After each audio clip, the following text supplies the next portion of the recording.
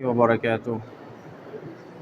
الحمد لله وحده والصلاة والسلام على من لا نبي بعده وعلى آله وصحبه ومن تبعهم بإحسان إلى يوم الدين.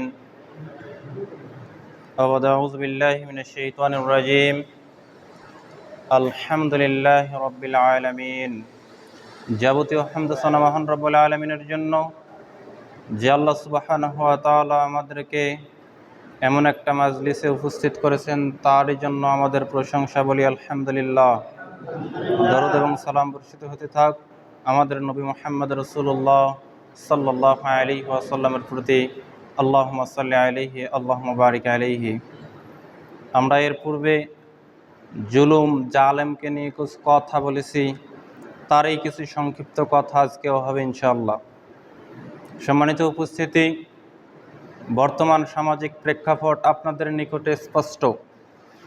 আমরা দেখতে পারতেছি যে আমাদের আশা আকাঙ্ক্ষা, অন্তরের কামনা বাসনাটা আল্লাহ পূর্ণ করে দিয়েছেন। আমরা দেখছি যে জালেম মাজলুমের উপরে জুলুম করতেছে, মানুষের উপরে নির্যাতন করতেছে। আমাদের সান্ত্বনা কি? আমাদের সান্ত্বনা হচ্ছে এই যে জালেম অপেক্ষা মাজলুম কতই না উত্তম। জালেমের চেয়ে মাজলুম কতই না উত্তম। আল্লাহ সুবহানাহু ওয়া তাআলা জালেমের দোয়া কবুল করেন না, কিন্তু মাজলুমের দোয়া কবুল করেন। যে নির্যাতিত হয়, নিষ্পেষিত হয়, অপমানিত হয়, যার উপরে নির্যাতন করা হয়, এ হচ্ছে মাজলুম। যে জুলুম করে সে হচ্ছে জালেম। আল্লাহ তাআলা মাজলুমকে উত্তম করেছেন। জালেমের চেয়ে মাজলুম কতই না উত্তম। আল্লাহ তাআলা জালেমের দোয়া কবুল করেন না, কিন্তু মাজলুমের দোয়া কবুল করেন। আমরা দেখতে পাই যে জালেম মানুষের উপরে জুলুম করতেছে, নির্যাতন করতেছে, অপমান করতেছে, হত্যা করতেছে, এগুলো আমরা দেখতে পাই। আমরা পূর্বেও বলেছি যে আমরা মনে করি যে এর উপরে কত মানুষ অভিশাপ দিচ্ছে, কত মানুষ বদদোয়া দিচ্ছে, কিন্তু দোয়া কেন কবুল হয় না, তার কেন অধপতন হয় না।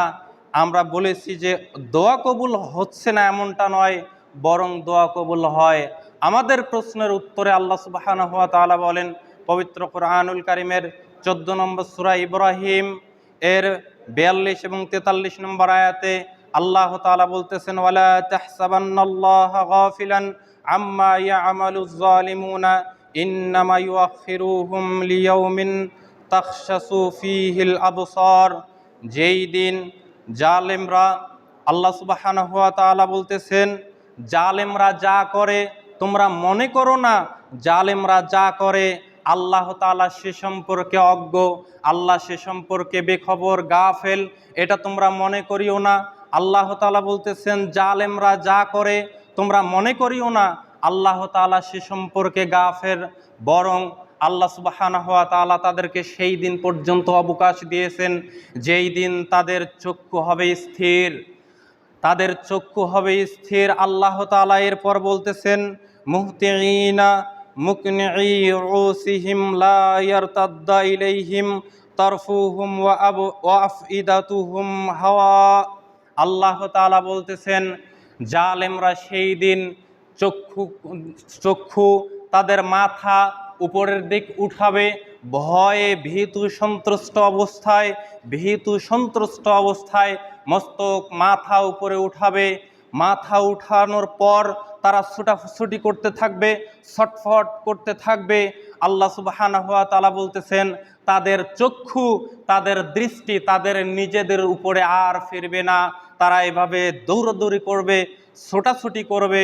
এরপর আল্লাহ সুবহানাহু ওয়া তাআলা বলতেছেন তাদের অন্তর হয়ে যাবে শূন্য। তার মানে আমরা মনে করতেছি যে এই যে জালেম জুলুম করলো, মানুষের রক্ত ঝরালো, মানুষের প্রতি নির্যাতন করলো, মানুষকে অপমান করলো, মানুষের রক্ত ঝরালো, অন্যায়ভাবে হত্যা করলো, দেশ থেকে পালিয়ে গেল, এ মনে হয় বেঁচে গেল।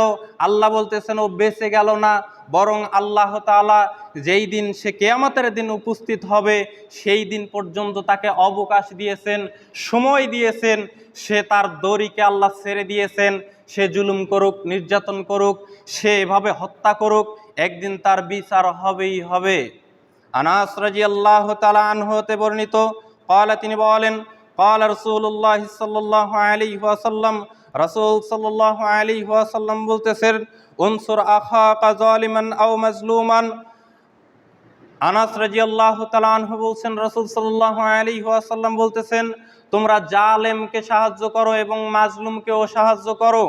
ক্বালু, সাহাবীগণ বললেন, আনাস রাদিয়াল্লাহু তাআলা আনহু বলছেন যে তাকে জিজ্ঞাসা করা হলো, ইয়া রাসূলুল্লাহ, হে আল্লাহ রাসূল, হাযা নানসুরুহু মাজলুমান কাইফা নানসুরুহু জালিমান, আমরা কিভাবে জালেমকে সাহায্য করব? মাজলুম, তার উপরে জুলুম করা হচ্ছে, তার উপরে অত্যাচার করা হচ্ছে, নির্যাতন করা হচ্ছে, তার পাশে দাঁড়িয়ে আমরা তাকে সাহায্য করলাম। যার উপরে জুলুম করা হচ্ছে তাকে কাছে টেনে নিলাম, যার উপরে জুলুম করা হচ্ছে সে মাজলুম, তাকে সাহায্য করলাম, কেননা তার উপরে নির্যাতন অত্যাচার করা হচ্ছে। কিন্তু যে জালেম, তাকে কি করে আমরা সাহায্য করব? তারকে কি করে আমরা সাহায্য করব? তখন রাসূল সাল্লাল্লাহু আলাইহি ওয়াসাল্লাম বললেন, তার হাত ধরে নাও, তার হাত ধরে নাও, তাকে জুলুম করতে দিও না, তাকে জুলুম করতে দিবে না, এটাই হচ্ছে তাকে সাহায্য করা। আমাদের সমাজে যে জুলুম করতেছে আমরা তাকেও ধরি না, যে মাজলুম, যার উপরে নির্যাতন করা হচ্ছে তাকেও সাহায্য করি না। যে জুলুম করার জন্য অস্ত্র নিয়ে আসতেছে তাকে ধরে আটকাতে হবে, যাতে করে সে অত্যাচার নির্যাতন করতে না পারে, হত্যা করতে না পারে, রক্ত ঝরাতে না পারে। এই কথাই বিশ্বনবী মুহাম্মদ রাসূলুল্লাহ সাল্লাল্লাহু আলাইহি ওয়াসাল্লাম বলেছেন। অতএব আমাদের সমাজে যে কোথায় থাকুক না কেন, যেই অবস্থায় দেখুক না কেন, যখন দেখা যাবে যে মাজলুমের উপরে অত্যাচার করা হচ্ছে, জালেম এসে জুলুম করতেছে, তখন তাকে আটকিয়ে, তাকে ধরে, তাকে সাহায্য করতে হবে।